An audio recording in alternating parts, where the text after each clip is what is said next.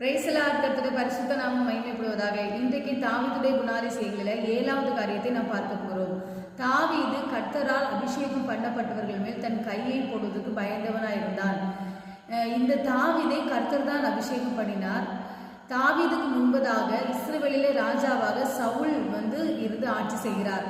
இப்போ சவுல் தேவனுக்கு கீழ்ப்படியாதபடினால கர்த்தர் அவனை ராஜாவா இராதபடிக்கு புறக்கணித்து தள்ளிவிட்டு அவனுடைய ஸ்தானத்தில் தானே இஸ்ரவேலின் ராஜாவாக தாவீதை அபிஷேகம் பண்ணியிருக்கிறார். இது நிமித்தமாக சவுலுக்கு தாவீதின் மேல ஒரு பொறாமை வந்தது.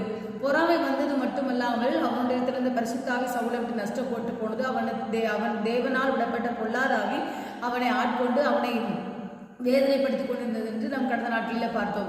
இப்படிப்பட்டதான ஒரு சூழ்நிலையிலே எப்பொழுதும் தாவீதை கொல்லுவதற்காக சவுல் வகை தேடி கொண்டிருக்கிறான். அவனை கொல்லுவதற்காக ஒவ்வொரு நாளும் துரத்தி கொண்டிருக்கிறான். சவுலுக்கு பயந்து தாவீது ஒவ்வொரு நாளும் ஓடிக்கொண்டிருக்கிறான். அப்படி ஓடிக்கொண்டிருக்கிற வேளையிலும் தாவீதிடத்துல சவுல் 2 தடவை அவனுடைய கரத்துல மாட்டிக்கொள்கிறான். அவனை கொல்வதற்கு 2 தடவை சந்தர்ப்பம் கிடைத்த பிறகும் அவன் தேவனுக்கு பயப்படுகிறதுனால கர்த்தர் அபிஷேகம் பண்ணிருத்தர் மேல் என் கையை நான் போட மாட்டேன் என்று சொல்லி அந்த இடத்துல நாம் சொல்லுவதை பார்க்க முடிகிறது.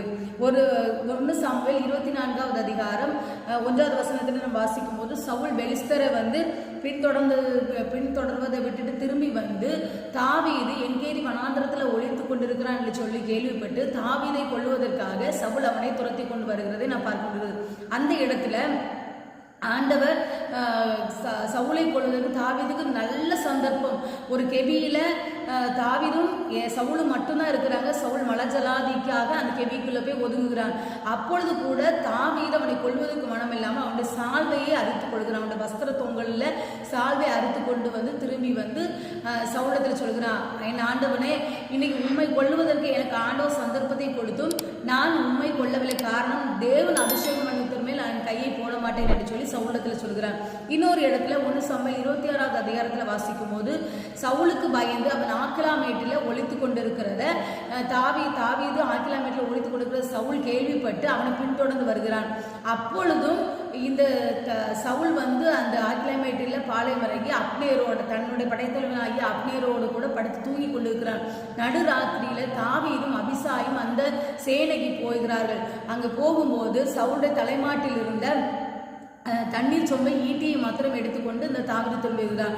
தாவீது கூட இருந்த அந்த அபிசாய் கூட சொல்லுகிறான், என் ஆண்டவன் உடைய சத்ருவை இன்னைக்கு நான் ஒரே கையால குத்தி போடட்டும்னு சொல்லி சொல்றான். இன்னைக்கு ஆண்டவர் உடைய சத்ரு உடைய கையில ஒப்பு கொடுத்தார், நான் ஒரே போடா போடுறேன்னு சொல்லி சொல்லும் போது ஆனா அந்த தாவீது அதை கையில் எடுக்காமல் தேவன் அபிஷேகம் பண்ணியிருத்தவர் மேல் என் கையை போட மாட்டேன் என்று சொல்லி கர்த்தர் அவரை எவ்வளவு நாள் ஆண்டவர் அவரை நியமித்திருக்கிறாரோ அவர் ஒருவேளை யுத்தத்துக்கு போய் மரித்தால் அவர் மரிக்கட்டும், தேவனை அவரை வைத்திருக்கிற நாள் வரைக்கும் நான் அவர் மேல் என் கையை போட மாட்டேன் என்கிற தாவீது உறுதியா இருந்தாங்க.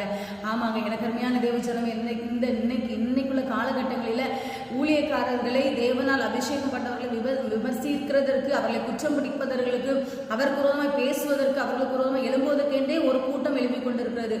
ஆனால் கர்த்தர் அதை பிரியப்படவில்லை. என்ன வசனம் தெளிவாய் சொல்கிறது, சங்கீதம் 105:15 சொல்கிறது, நான் அபிஷேகம் பண்ணினவரை நீங்கள் தொடாமலும் என் தீர்க்கதரிசிகளை தீங்கு செய்யாமலும் இருங்கள் என்று வசனம் சொல்கிறது. அதனால கர்த்தர் அபிஷேகம் பண்ணினவர்களுக்கு விரோதமாக பேசாதீர்கள், அவர்களுக்கு விரோதமாய் முறையிடாதீர்கள், அவர்களுக்கு விரோதமாய் நீங்கள் ஒருபோதும் எழும்பாதீர்கள். காரணம், கர்த்தர் தான் அவர்களை அபிஷேகம் பண்ணி வைத்திருக்கிறார்.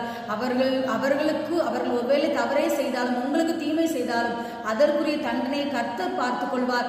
கர்த்தர் அவர்களுக்கு நியாயம் செய்கிறவர். காரணம், உங்களுக்கும் அவர் நியாயம் செய்வார், அவர்களுக்கும் அவர் நியாயம் செய்வார்.